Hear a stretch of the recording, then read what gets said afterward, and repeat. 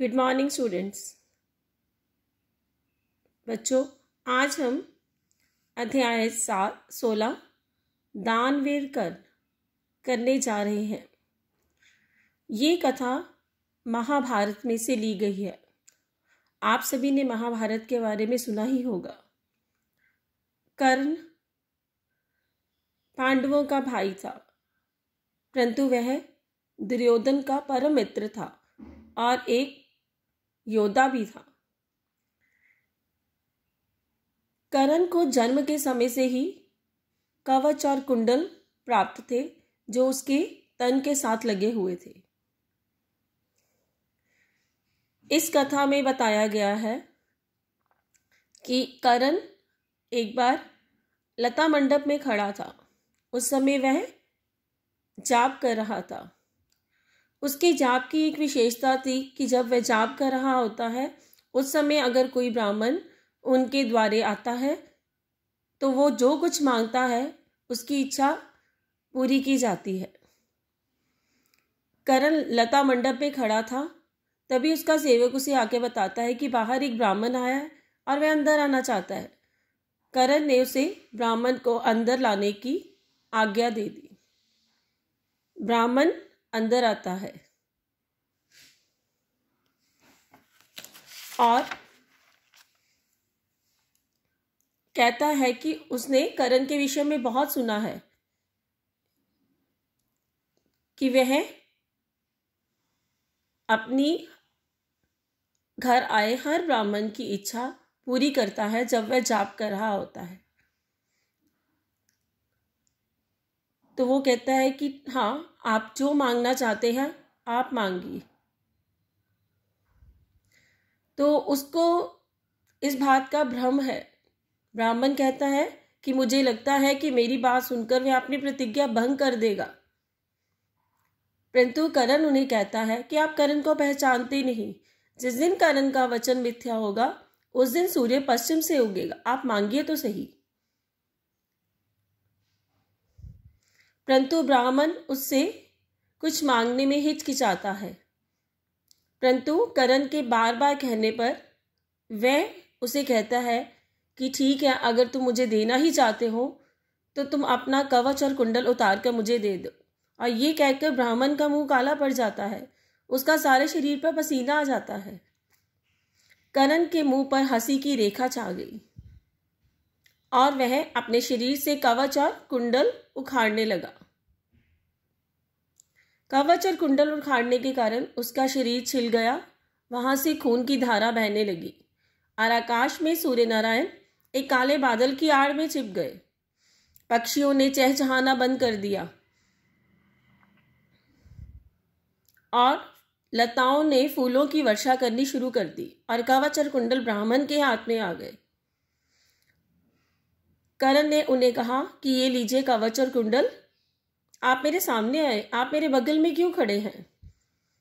ब्राह्मण कहता है कि इस समय उसकी तबीयत ठीक नहीं, मुझे तेरे सामने नहीं आना, तुम मुझे कवच और कुंडल लेकर जाने दो। ब्राह्मण थोड़ी दूर जाता है, परंतु वह रुक जाता है। तो कर्ण उनसे पूछता है कि क्या आपकी कोई दूसरी इच्छा भी है? तो वो कहता है कि नहीं, मेरे पैरों में आगे जाने की ताकत नहीं है। तो कर्ण उन्हें कहता है कि मेरा रथ आपको वहां तक छोड़ आएगा, और वह अपने सेवक को रथ लाने की आज्ञा देता है। रथ आता है,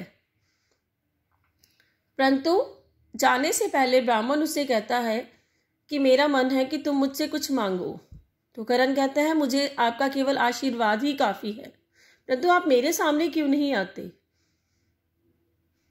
ये तो मैं अपना दुर्भाग्य मानता हूँ। तो ब्राह्मण कहता है ये दुर्भाग्य तो मेरा है बेटा, तूने मुझे पहचाना नहीं। तो कर्ण कहता है कि मैंने आपको पहचान लिया है, आप अर्जुन के पिता इंद्र है। वो कहते हैं कि तुम्हें कैसे पता लगा कि मैं अर्जुन का पिता इंद्र हूं? तो कहते हैं जिस प्रकार आप अर्जुन के पिता हैं, आप अर्जुन के विषय में दिन रात चिंता करते रहते हैं, उससे ही सूर्य नारायण मेरी चिंता करते हैं, क्योंकि वो मेरे पिता हैं। उन्होंने मुझे आपके द्वारा कवच और कुंडल लेने आने वाली बात को पहले ही बता दिया था। ये सब उन्होंने मुझे सपने में बताया था। ये सुनकर इंद्र बहुत परेशान हो जाते हैं। वो कहते हैं कि तुम्हें पता है कि तुम्हें युद्ध में विजय पाने के लिए कवच और कुंडल की आवश्यकता पड़ेगी, परंतु तुमने इसे मुझे क्यों दे दिया। वो कहता है कि नहीं, मैं अपनी प्रतिज्ञा से पीछे नहीं हट सकता। तो ब्राह्मण कहता है कि तुम्हें सूर्य नारायण ने इस ऐसे करने से मना किया होगा। वो कहता है कि वो क्यों मना करेंगे।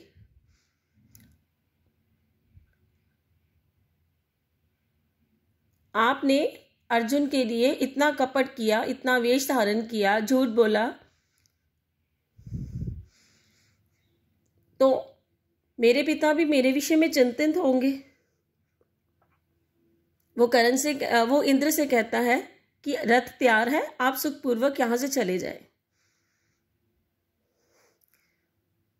परंतु ब्राह्मण के रूप में इंद्र वहां से जाने से मना कर देते हैं। वो कहते हैं कि इस समय मेरे मन के अंतर का दरवाजा खुल गया है, परंतु तुम्हारे कवच और कुंडल तुड़वाने के बाद मेरे दिल पर बहुत बड़ा बोझ है। मैं इस बोझ को कम करना चाहता हूं। तो कर्ण कहता है कि आप जो कुछ मुझसे पूछना चाहते हैं आप पूछिए।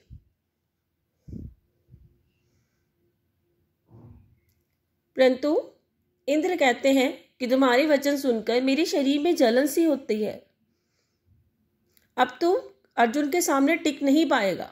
वो कहता है कि अर्जुन से तो मैंने आज ही लड़ाई लड़ ली है और इसमें अर्जुन की हार हुई है, क्योंकि इंद्र ने अर्जुन को विजय दिलवाने के लिए मेरे कवच और कुंडल भीख में मांगने पड़े।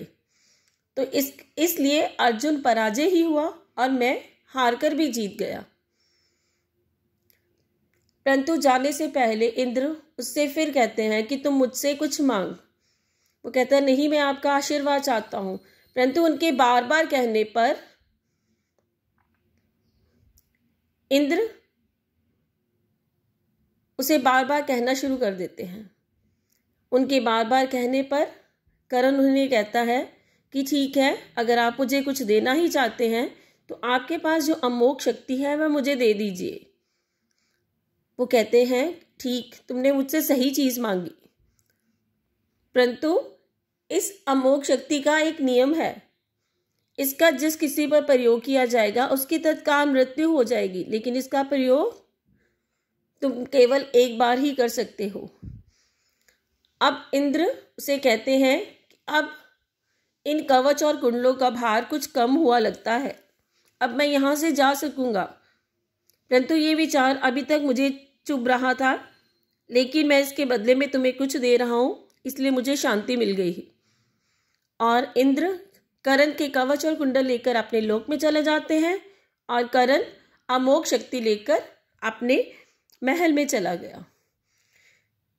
इस पाठ के द्वारा बच्चों हमें कर्ण की दान वीरता के बारे में पता चलता है कि वो इतना बड़ा दानी था कि उसने अपने कवच और कुंडल उतार कर इंद्र को दे दिए, जो उसे विजय दिलवाने में सहायक थे। धन्यवाद।